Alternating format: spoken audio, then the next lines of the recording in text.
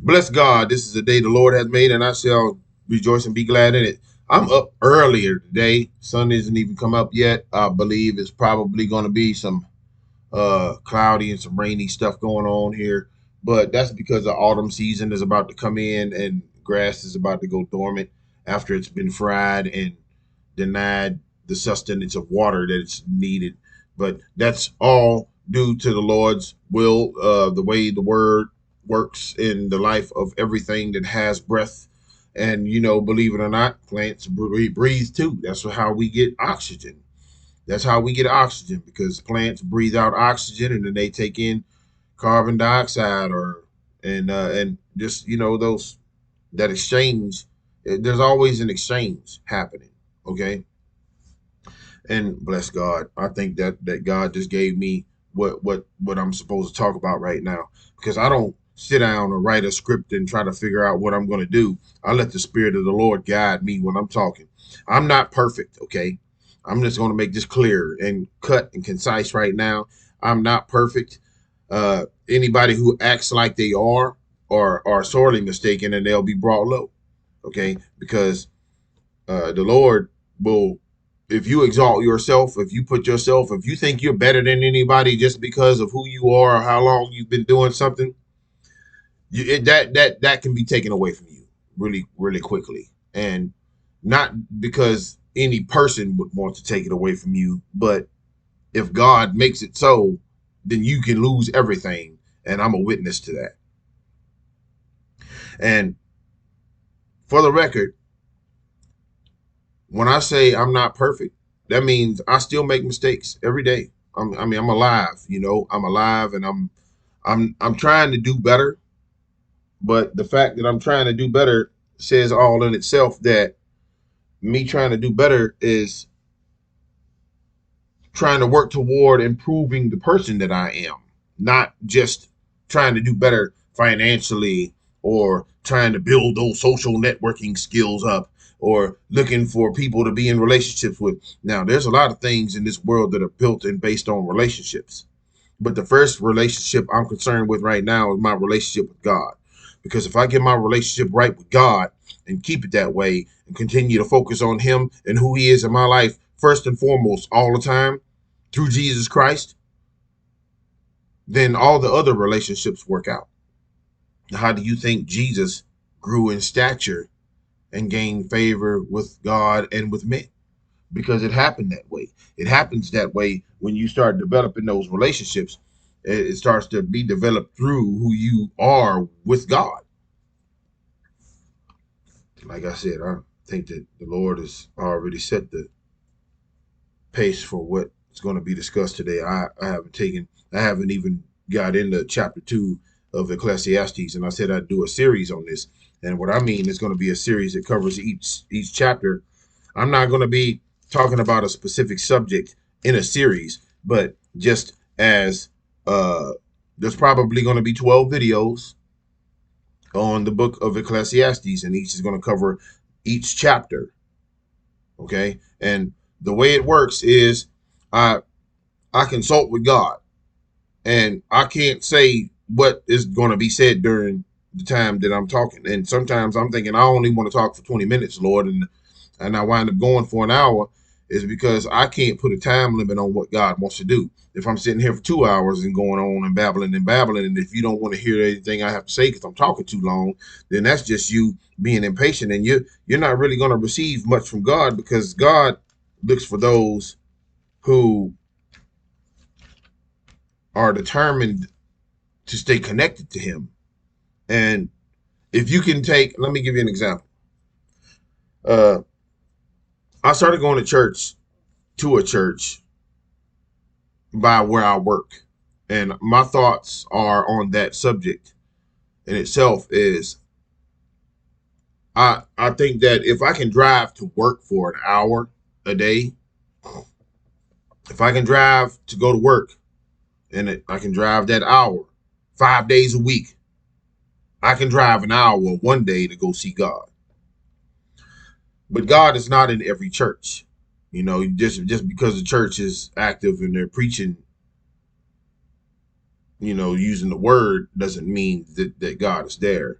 And I hate saying that, but it's the truth, because people get complacent, people get comfortable, and then they start running their churches based on their neighborhoods they live in, or the jobs they work at, and all the people that they work with go to the church, or their neighbors go to that church, or they've been going to that church since they were kids, or whatever the case may be. And it's not really a relationship with the Lord they're going for anymore. It's just because they've always done it, and that's just what they do. I worked with a guy that uh, couldn't tell me a verse in the Bible for anything, but he knew his name was in the Bible because he was named after somebody in the Bible. And he said something to me about going to church, and then I said, it's not about. I can't remember exactly what was being said, but I tried to share the word with him, is what the Bible says, and I told him I read the Bible more often than I go to church, and he said I go to church every Sunday, and I understood what he was saying, but I don't think that he understood what he was saying himself, because basically he felt like that the reason why he went to church every Sunday was presumably because he had a good relationship with the Lord, and he went to church every Sunday because it made him look better in the community, or to help people think that he was doing good, and I'm not saying anything that people all people that go to church do it for the wrong reasons. What I'm saying is that a lot of us, we get so complacent at what we're doing or how we do it, and we've done it so long that we get complacent in doing it, and we forget that there are other things out there that God has called us to pay attention to, and it's not simply to identify with our little groove and be in our little groove to do things the way we put our blinders on, to do things the way we want to, and not pay attention to the stuff that's around us, because we have our primary focus is to do just for us, and that's it. And we think more selfishly than we do thinking of others. And that becomes a problem, because we're not really taking care of our people. We're not looking out for each other. That's the ministry. Okay. The ministry is looking out for the people, taking care of the people, taking care of each other, consolidating all our efforts into one thing. So it's like a potluck and everybody gets a fair share. That is what the ministry is, not the ministry building the church and making sure the church has enough funding to, establish his presence in other parts of the world. God does that. The church is supposed to be the center governing entity for the people.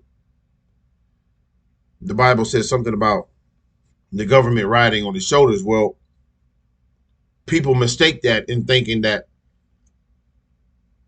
okay, well, he's talking about the president, the United States, and the senators and the governors. No, because I'm going to tell you something.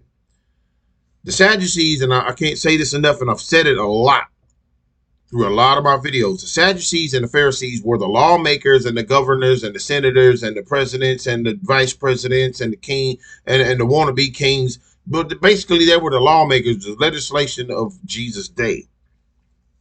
And they used the law of Moses to kill Jesus, which was man's law, because they didn't want the law of God governing the people. They wanted their law to govern the people. They wanted to be in charge and do it their way. The Sadducees and the Pharisees, the Republicans and the Democrats, the Gogs and the Magogs, or the whatever other type of legislation or government structure they have in other countries. Kings and queens are established by God. Okay, but we're talking about monarchs and oligarchs and people that dictators. And I mean, we're living under a borderline dictatorship right now, and it doesn't really matter whether they're blue or red. Democrat or Republican, liberal or conservative, they're still trying to tell us what to do the way they want us to do it because it's their way and not ours. It's definitely not God's way, because if it was God's way, it wouldn't be Republican and Democrat. It would be for the people, by the people all the time. If you don't remember, when in 2 Kings, the Israelites demanded a king. And God said, okay, well, let them pick a king. And let them see that the king that they pick he's not going to be as actively formidable as me being their king. So let them see for themselves that the king they pick is not going to be worthy of leading them. But they still didn't learn their lessons, and we're still doing the same thing today. So it filtered out from Israel to all around the globe, where we all think we need to have that one man that's going to come along, or one woman, or one person, or one group of people that's going to come along and fix everything. And we forgot all about God being the head, being the Godhead, being the government riding on his shoulders, the Godhead, the government riding on his shoulders, the Godhead. Did you get that? So I want to talk about chapter 2 in Ecclesiastes real fast. And this is where I'm at. I don't know what all I just discussed is in chapter 2. Now, what I did talk about, though, is the way we take care of people. Okay. What I did talk about, though, is how we are structured as people, how we forgot who we are and what we do. Okay. And how we carry ourselves and how complacent we become and what we do and why we do it. And we do it for ourselves and not for anybody else, trying to make sure we have our blinders on, staying in our groove so that we have the attention and from the people that are around us, trying to gain glory when we're stealing glory from God. Okay, so let me get into chapter 2 real fast. Chapter 2 of Ecclesiastes. This is the second video of the Ecclesiastes series. I'm just going to read the entirety. I'm not going to announce the verse. I'm just going to read the entirety of the chapter. Okay, so listen well, and I hope you're paying attention. Take notes if you need to. And I'm reading from the King James Version as always. Never anything different. I don't want any other different versions of the Bible, because I don't want different versions of God, because there's only one version of God. Bless God for that. I said in mine heart, go to now, I will prove thee with mirth. Therefore enjoy pleasure, and behold, this also is vanity. I said of laughter, it is mad, and of mirth, what doeth it?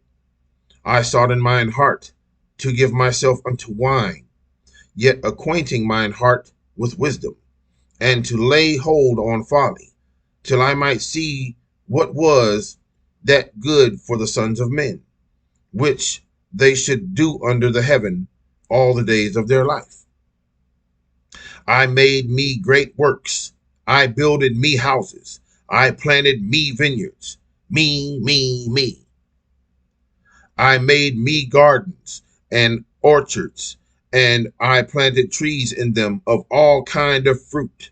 I made me pools of water, to water therewith the wood that bringeth forth trees. I got me servants and maidens, and had servants born in my house.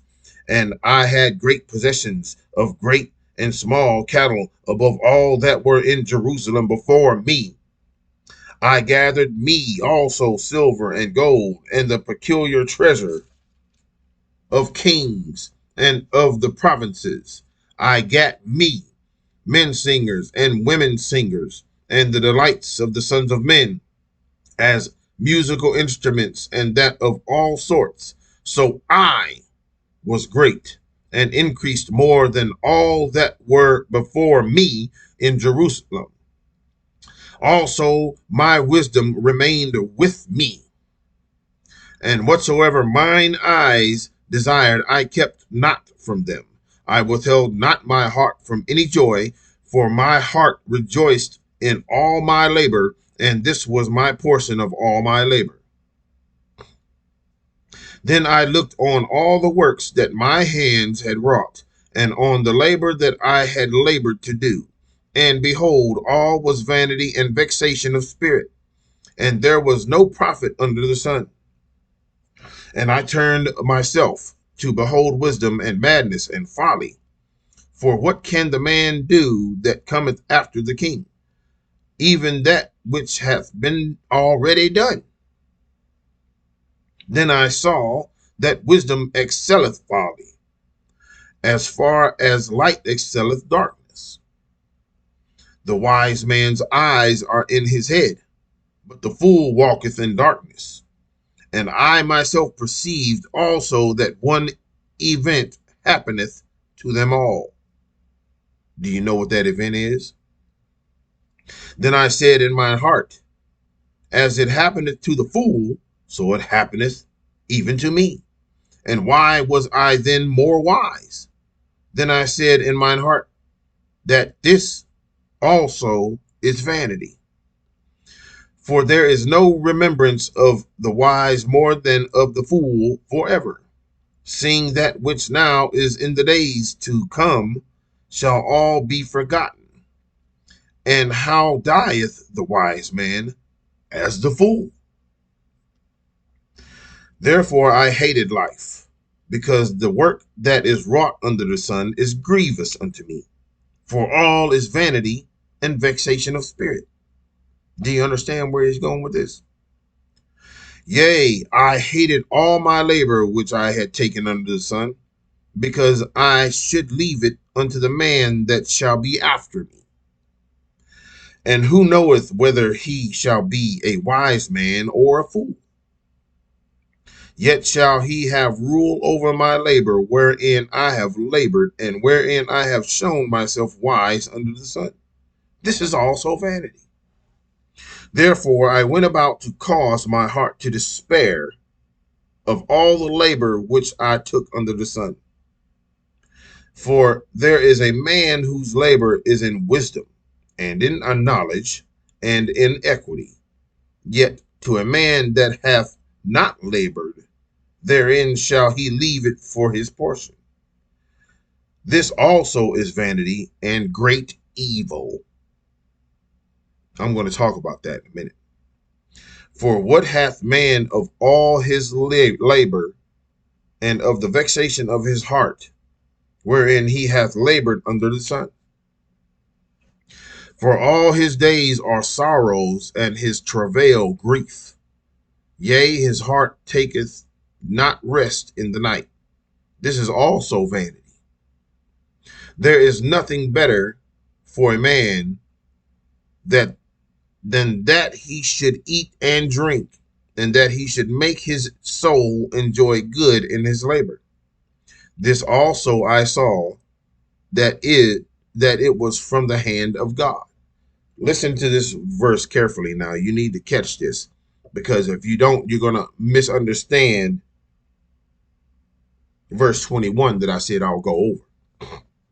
There is nothing better for a man than that he should eat and drink, and that he should make his soul enjoy good in his labor. This also I saw, that it was from the hand of God. Remember that. For who can eat, or who else can hasten hereunto more than I? Who can do more than I can? Or who can do more than the next person? For God giveth to a man that is good in his sight wisdom and knowledge and joy, but to the sinner he giveth travail, to gather and to heap up, that he may give to him that is good before God. This also is vanity and vexation of spirit. So I want to do a comparison really quick. You need to listen to these two verses really fast before I move forward. So everything I discussed before I started talking is definitely in chapter 2 of Ecclesiastes. That the Lord put that in my heart. I want to give God the glory for putting that wisdom in my heart, because without God, I don't know these things without God. I'm guided and I'm living by, and I'm trying to do the best. It's all I can do to try to do the best I can to become a better version of myself and give my life to God in servitude. But at the same time, I still have to live and do and be who I am and be genuine. And I don't want to change anything about who I am for any man. Now, if God says this is what we're doing now, glory be to God. But if any man says you need to change, guess what? You're not the governor of my life. I'm not under you. I'm not under your law. I don't live by your word. I live by the word of God. Amen. So chapter 2 and verse 21, it says, in Ecclesiastes, it says, for there is a man whose labor is in wisdom and in knowledge and in equity. Yet to a man that hath not labored, okay, therein shall he leave it for his portion. This also is vanity and a great evil. Listen to what it's saying, okay? I'm going to break this down for you. For there is a man whose labor is in wisdom and in knowledge and in equity. So this man has worked for everything. Equity meaning he's acquired and he's exchanged, he did some commerce, and he's built some reputation, and he's done some good things with his life, and he's trying to do things, he's getting the knowledge he needs to apply to that thing he's trying to do, and he's using that to do and live and benefit from. Okay. But then there's somebody that's present with him. It says, yet to a man that hath not labored, therein shall he leave it for his portion. So that means the man who's been working his butt off for as hard as he can to get all the things he can done for himself, there's somebody behind the scenes that's reaping the benefit of his hard work, that is really not doing the work, but he's reaping the benefits of it. There's people that are like that, millionaires, okay, billionaires especially. They don't share anything. Once you get into the billions and the trillions, you're just selfishly hoarding money, and you're not really sharing that wealth, and you're amassing all this wealth through the sweat of people that are under you, that don't have what you have, but you're taking advantage of their labor and gaining from it. And you are making sure you are doing good, but the people that are under you are struggling to get by with what they're doing. And they're the ones with the brains. They're the ones with the back.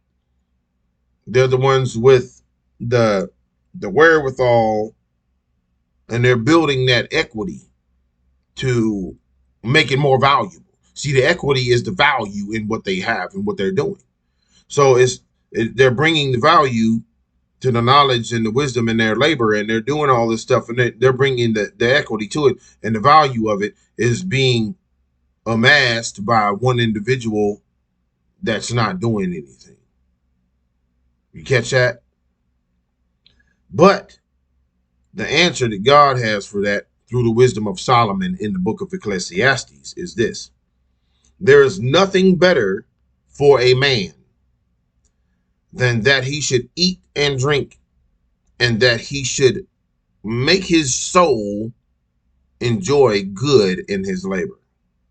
This also I saw, that it was from the hand of God.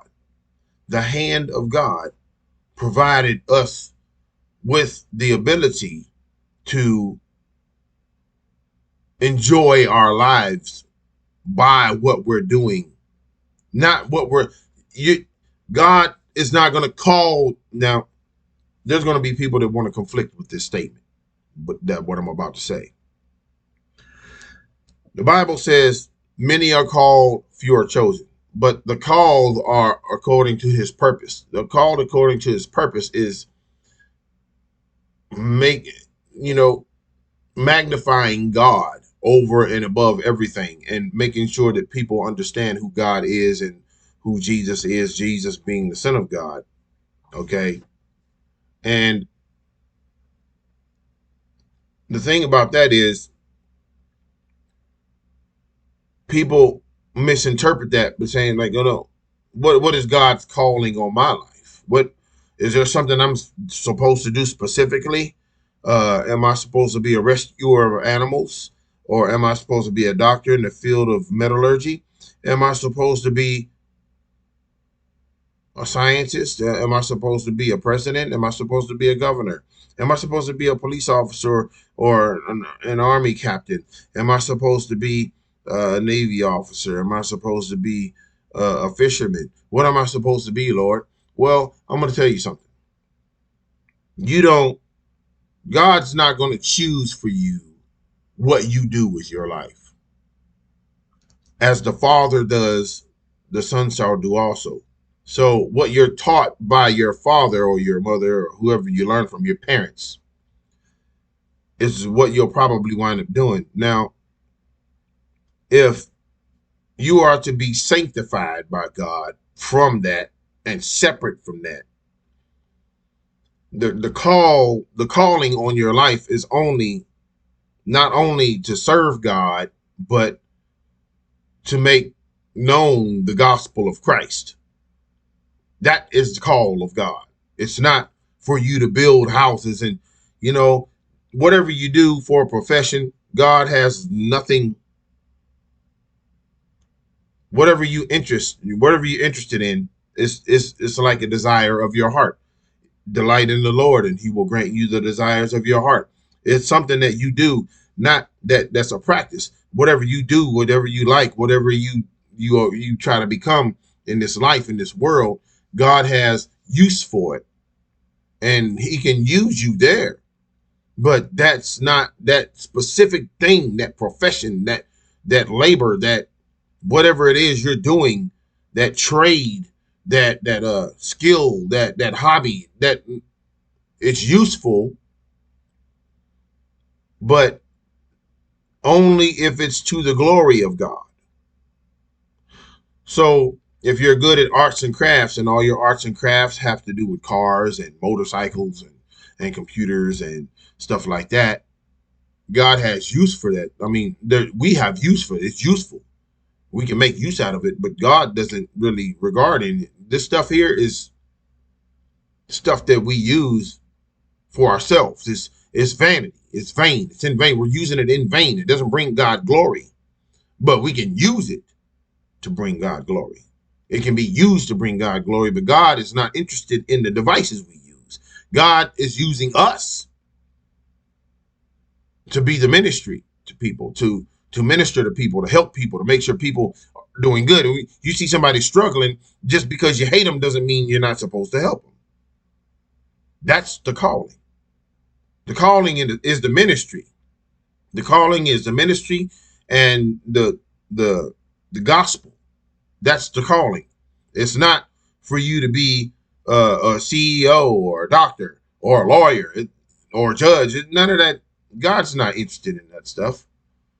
You might think He is, but the Godhead is the government that's riding on His shoulders. It's not got nothing to do with the bureaucracy over a country or a people by human lawmakers. It's got nothing to do with that.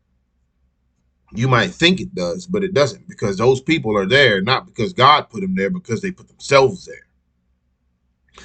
And I guess the same can be said for, modern day soldiers. They go to war, and then there's not really a war to be fought, but they're going so they can benefit from having served. They're And not everyone is like that. There are some veterans, some real veterans out there that have been through some stuff and saved some people and done some good things and have medals of valor, medals of honor, and they've gained some prestige. And even if they're retired, they're still serving. But doesn't mean that it's attributed to every single person that's in the military. Let me give you an example. There's people that are joining the military now simply to have a sex change, just to use the military to finance their sex change. Think about that. That's not. There's nothing uh, honorable about that. What's honorable about that? So it's the service, but it's what the service calls for. So if you're going to serve the Lord, everything you do, you give God glory in it. If you're not giving God glory in what you do daily and you're grateful to be doing it, like God is allowing you to do that thing, then it's not bringing God glory. You're not glorifying God in it, and it's in vain. It's in vain. You're doing it in selfishness. Just like I talked about the people going to church every Sunday. They go to church every Sunday, and they're in church every single Sunday. And there's nothing wrong with that. There's nothing wrong with going to Bible college to learn more about what the Bible says. There's nothing wrong with learning from mentors who teach you stuff.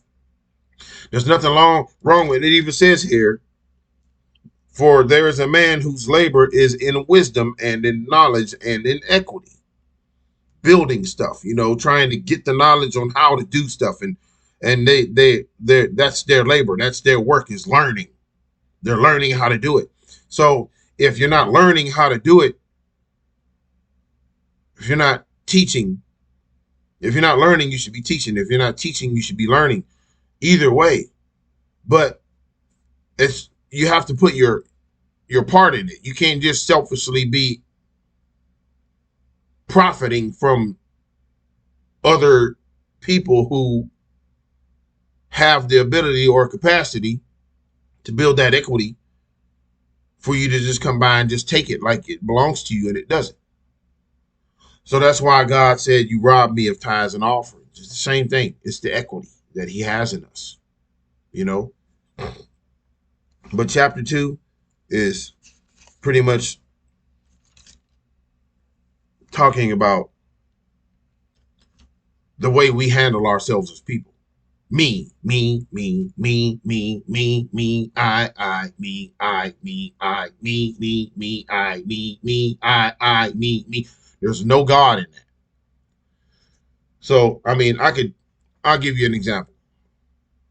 When you talk to somebody about an issue you're dealing with in life, or, you just having a general conversation, and you just to bring up a topic, and they, to deepen the example, they ask you specifically how you doing or what's on your mind, and you start to tell them, and you give them your perspective on what you think you're dealing with specifically, and then they turn the conversation around and make it about what they are, what they did, and how they live and how they do it. So the question wasn't for them to get an answer from you about the question they asked you. It was about them opening the door for an opportunity to tell you more about themselves. So I've learned that some people, you just you can't have a conversation with them because they always make everything about themselves. It's me, I did this, and me, who, me.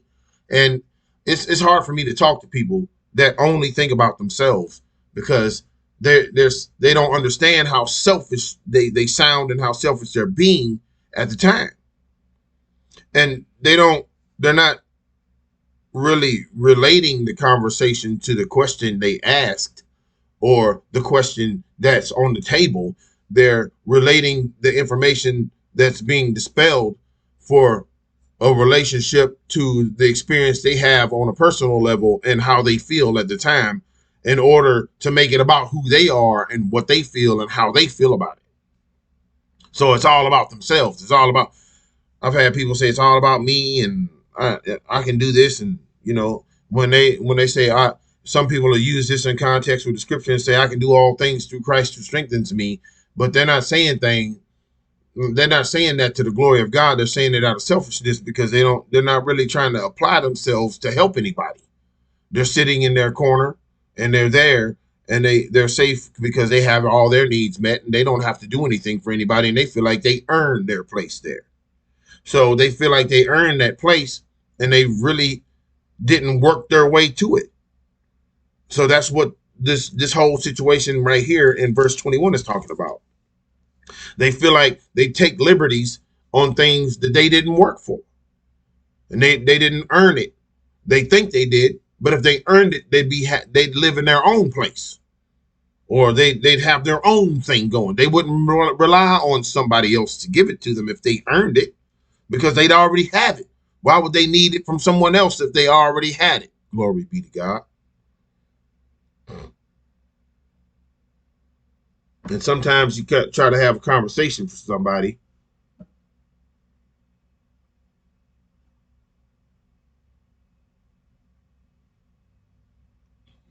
and you give them your perspective on something, and then they turn it around and make it all about what their life experience has been. It's a selfish thing to consider, but that's part of the vanity. And I'm thinking that what the book of Ecclesiastes is talking about, because Solomon, being the wisest man that ever lived, because he had the wisdom of God in his heart. And this is truth to be told, because God asked Solomon specifically, what do you want me to do for you? And I made this clear and apparent in my first video concerning this series, that he asked God for wisdom because he didn't know how to do the things that was required of him. And he felt like the only way he could do it is if he had the wisdom of God to do it, because he knew that if he didn't have the wisdom of God, he would be a failure utterly. He didn't know what he was doing.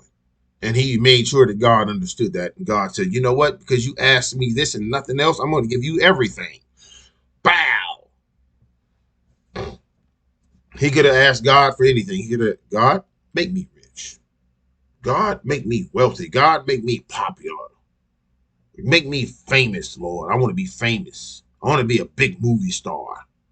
I want to be the best world-renowned doctor there is. I want to be the highest paid whatever, da-da-da. You know,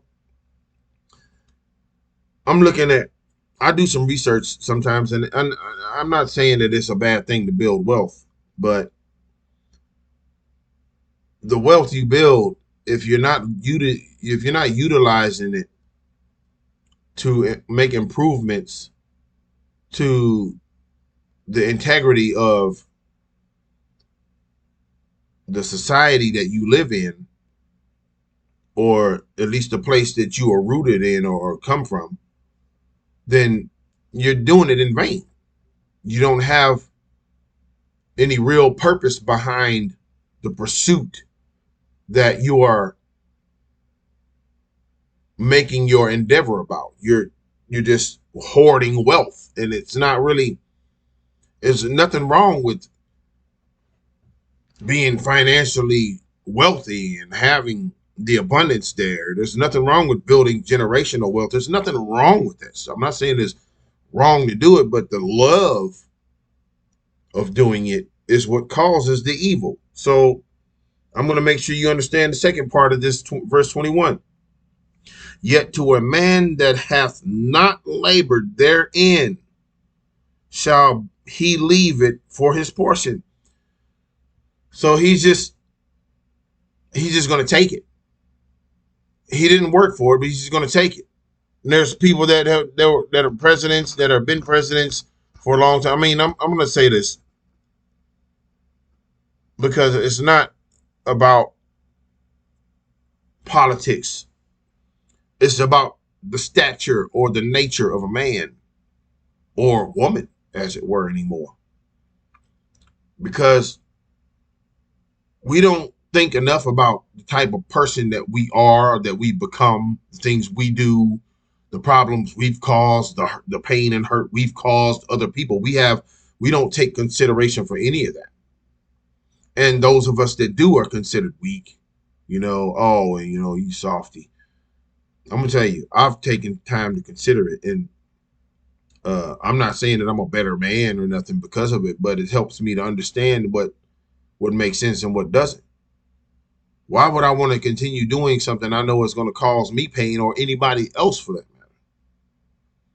And I see there's people out here that say, I'm all about family. I love my family. I do anything for my family. And I never see them do a thing for anybody in their family, ever. And then I see them say how much they care about people, and they always try to do everything for everybody, but they never do anything for anybody but themselves. and it's obvious, but they talk about it and they blurt it out so much and they're saying it so much that even the people around them that are ignorant to it start to believe it, you know?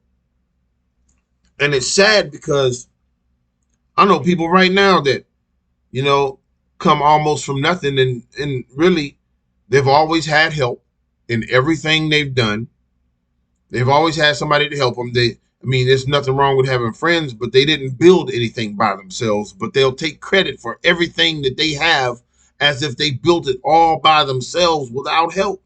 They don't give credit to anybody for helping them to become who they are or where they are right now in life. And they don't. That means they don't have appreciation for the predecessors that helped them to accomplish the goals that got them there. That means they don't have appreciation for the people or the things they have in their life. That means that it's been gifted to them so much they never really had to labor for it as hard as anybody else. They've just been able just to get it without even working as hard because they've always had somebody else there to do it for them, and they just take the credit. The second half of verse 21. And a lot of people that don't understand the context of the word of God in the King James Version specifically, because I like using the King James Version because I feel like it's more complete.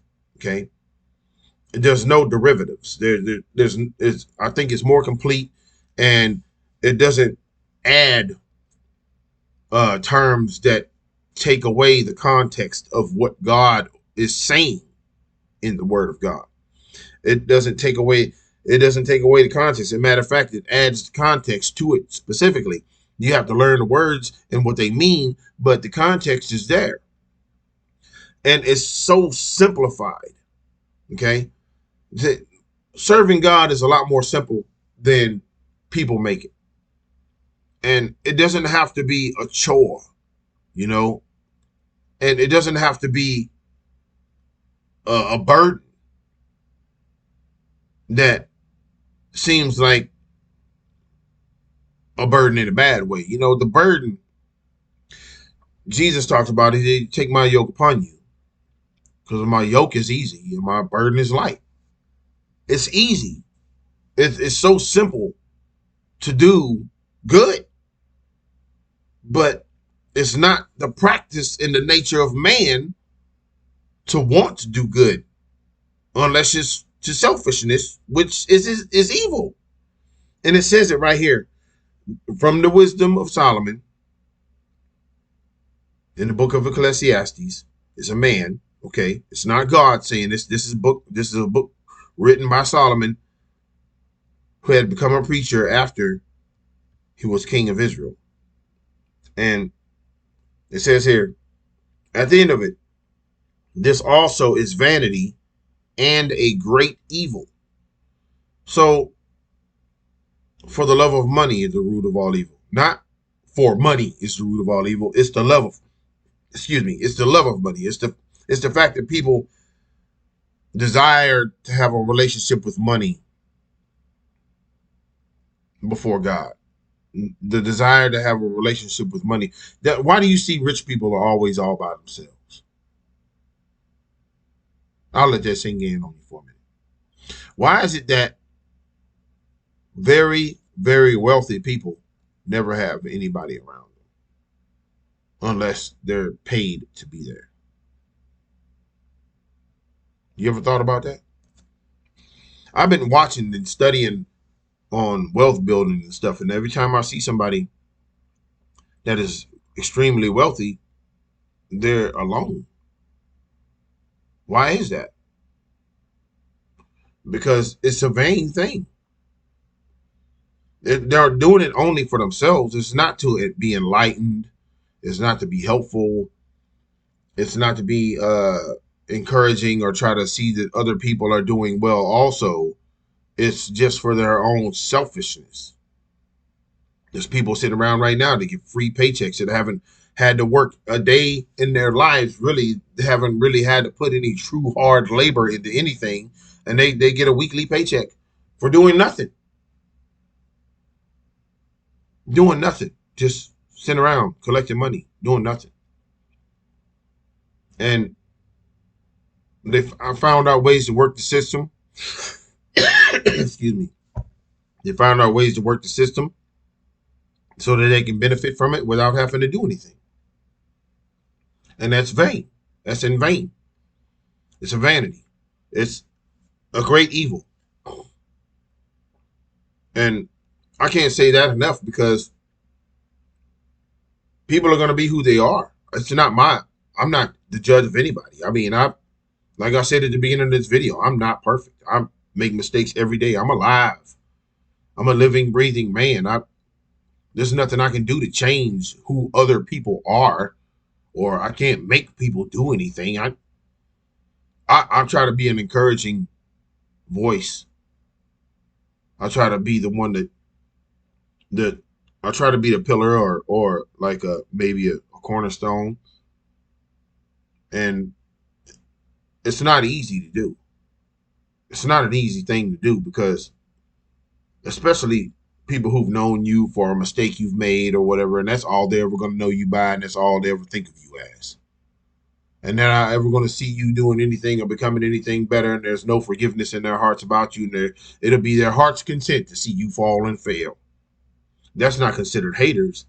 Those are just people who just never liked you in the first place. Excuse me. Stuff on my computer is falling everywhere. And the thing about it is, when it says vanity and vexation of spirit, vexation of spirit, if your spirit is annoyed, you're going to have anxiety. You're going to be worried about stuff all the time. I mean, and it's not ever going to be anything good that comes out of that.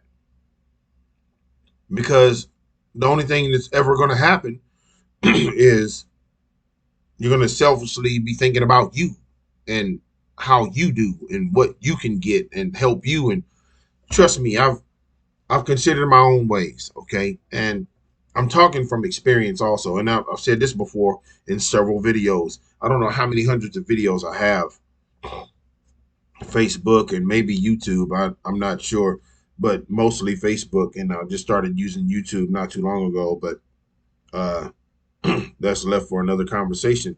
And you would have to really have known me before I started using YouTube for me to include you in the Facebook portion of it. But to whom much is given, much is required. And I think that it's probably safe to say that if you are supposed to be included in something specific, you will be. It'll happen. It'll be part of your destiny. It's the choices you make in life are going to take you in the direction you need to go. And that too, I'm afraid, is also made clear by the things we do. There's nothing better for a man than that he should eat and drink, and that he should make his soul enjoy good in his labor. So if you making good choices and decisions, or you think you are, or you're trying to, because there's no telling. You'll never know what the result of a choice or a decision you make would be, because you'd have to actually experience that choice or decision you made in order to find out. And that's the unfortunate circumstance of living life, because you never really know what's going to happen until it happens. And the only one that really knows what's going to happen is God.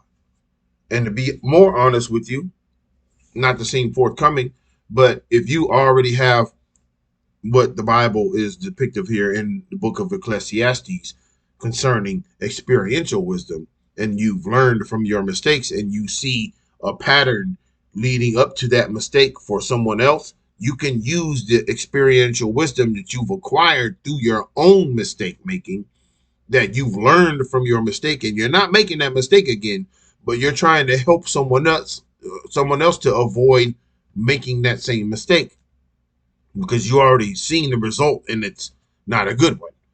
And some people just think that older people or people that have been living life, they don't know anything and they're dumb. Well, I'm gonna tell you something. I'm gonna stop you right now before I go any further. You have to appreciate people that have gray hair, okay? Because they've been through more than you could ever imagine going through at a young age. You might have a good head on your shoulders, and if you're in your mid 20s or something, I got a feeling there's somebody right now that's in their mid 20s watching this video. But if you don't have appreciation for the generation that was before you and the generation that was before them, that means that you're going to be lacking in wisdom. That means you're going to be lacking in experience. You're not going to learn what you need to know in order to take the necessary steps to avoid a catastrophe. So the experiential wisdom is human wisdom, okay? But then there's godly wisdom. Godly wisdom, if God gives you on your heart, if God tells you, look, don't do that because it's not going to work out well for you, listen to God. Just sometimes if you get a vexation of spirit, okay, if your spirit seems a little bit of annoyed about it and it's not, you're uncomfortable or uneasy, then that's probably God trying to give you an understanding about the situation that you're in or about to face. It's not something that it's easy to understand, but sometimes all you have to do is think things through. We want everything to happen right now. Let's do it real fast. Let's go. Hurry up. Needs to get done. Let's do it. Do it. Do it. Do it. Do it. Boom, boom, boom, boom, boom, boom. Fast. Quick, quick, quick. That's vanity and vexation of spirit. Everything's got to be microwave. Everything's got to be done right now, real fast, with the quickness. Hurry up. We need it done. And we want to skip over the process. We want to say we want to get this thing done and just jump straight to the result and have it be exactly what we want it to be. But that's not the way it works. It doesn't work that way. It'd be awesome if it did, because a lot more would be available to a lot more people. But I mean, that's just not something that's easy to do, because there again, it's an act of selfishness. We don't selfish pride. We want things to be the way we want them right now because that's what we want. I have situations like that every day. I want it right now. Listen, right now, I got some stuff right now that I want to see happen right now, but I know in my heart and in my mind, and I have an understanding that there's a process I need to go through to get it done. Even though I want it right now, doesn't mean I have to try to make it happen that fast. But there's a process. And sometimes you do get a feeling in your spirit that God says, you need to move on this. You prayed about it. If you don't take action on it, you're going to lose the opportunity that I gave you to have it and do it and be it, or whatever the case may be. That does not mean for you to hurry up and waste a bunch of effort and time and money and, you know, resources trying to get it done immediately. It just means you have to take action. You got to take a step. Every journey begins with one step. You can't just take one step and be, all right, say, I want to go on a trip with Africa. Let me take one step and I'm going to be there. Nope. So first I got to get all my stuff ready. That's the first step is, so I got to pack a bag. The second step is I got to plan the trip.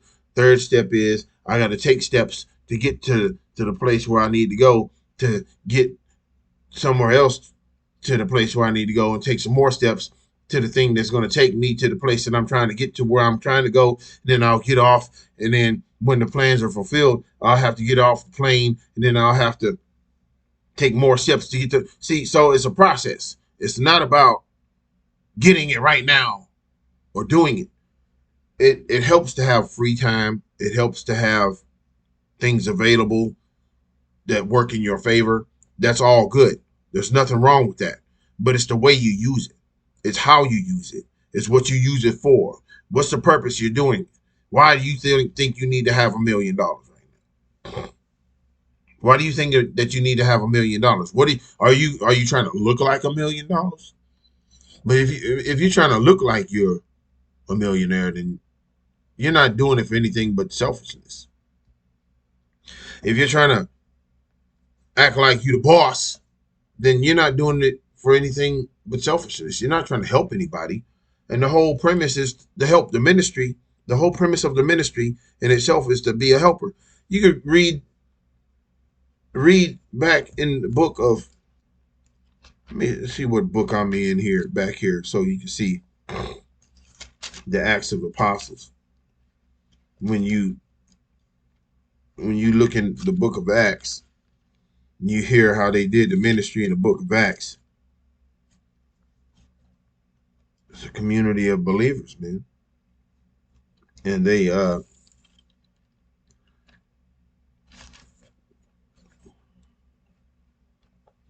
me see where if I can find something here,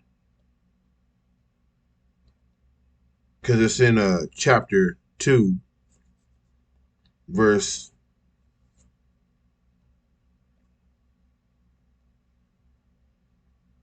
okay, verses 41 through 47. So I'm gonna read this last chapter 2 in Acts, verses 37 through 47 real fast. I'm gonna read this so you can understand what I mean about how the ministry is supposed to be. This is what Jesus meant for the ministry to be like. And it's not for any other way. The way it's structured now is not that's according to the government. The government. So God never intended for the Sadducees and the Pharisees to be involved with the actions of the church. He never intended on the state government or the world government to be involved in the church government. He never meant for them to be intertwined. And you can understand that by what I'm about to read. So I'm gonna read this and I'm gonna end this video on this reading. Acts chapter 2, verse 37 through 47. Now when they heard this, they were pricked in their heart, and said unto Peter and to the rest of the apostles, Men and brethren, what shall we do? Then Peter said unto them, Repent, and be baptized every one of you in the name of Jesus for the remission of sins, and ye shall receive the gift of the Holy Ghost.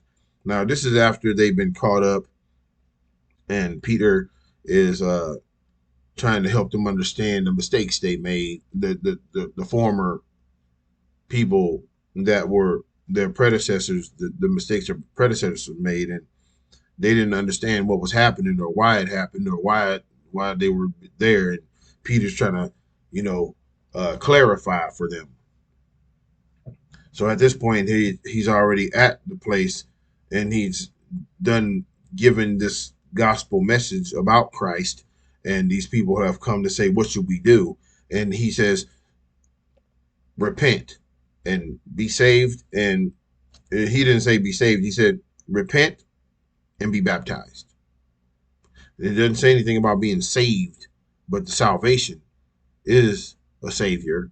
So it's if you take it out of context and put it in context by what you believe the word's meaning is, then you take the actual context of the word itself out of context, because you're calling you're saying what was never said by Jesus or anything of the like.